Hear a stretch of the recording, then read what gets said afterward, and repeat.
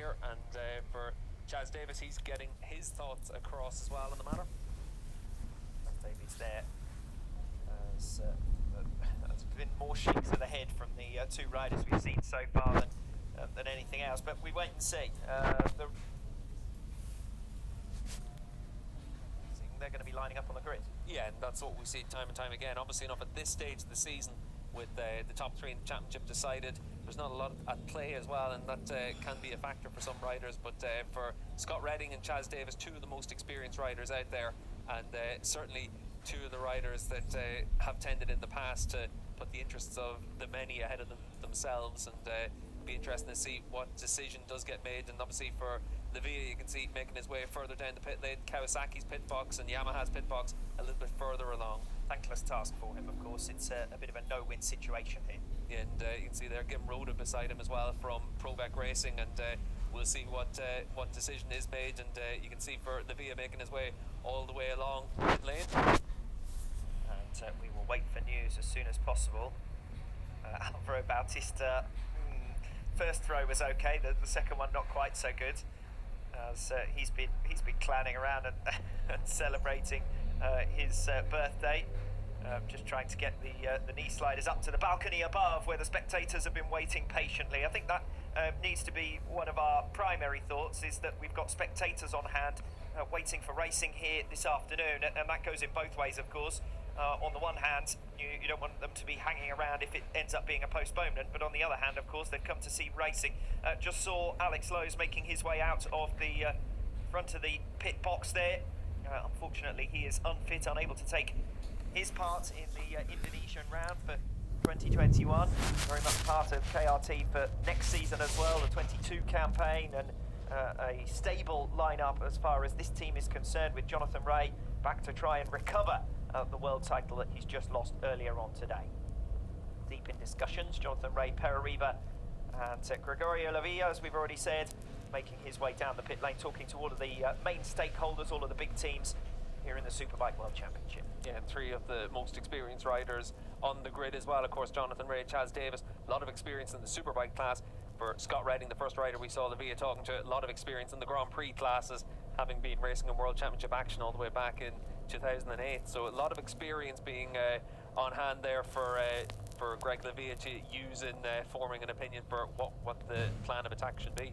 Of course, he's a man who has experience of his own.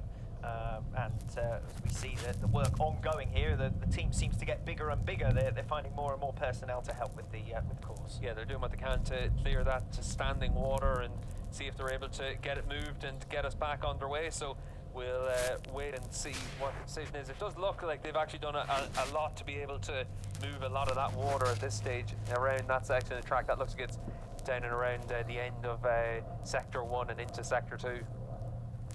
So we wait for further information. The scheduled final track conditions check was at 4 p.m. We're approaching 1:15. We haven't heard any news yet as to what the outcome is. It does look like the riders and the teams are being consulted to some extent, particularly the top riders. As Paul Denning just makes his way across from Yamaha, of course, just to try and get a word from Greg Lavia as well. We've already seen Gim Rhoda and Perariva from Kawasaki getting their thoughts across and hearing as well.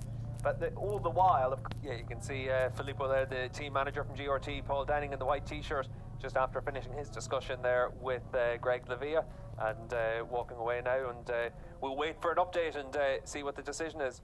Well, it looks as though we may well be going racing. The latest information that we have is that we could be looking at a 12-lap race. At the time that the pit lane opens is still to be confirmed, but as I say, every time it continues to rain, it's rained incessantly. It's not stopped raining at any stage. Certainly lightened up since the initial deluge, but even so, this is a really awkward situation for the riders just to be going racing in this. And as you said previously, Steve, no championship fight on the line, so I rather thought that we'd be in a situation of delays if the championship was still in jeopardy, if the championship was still up for grabs. But clearly the will and the enthusiasm is to get this race going.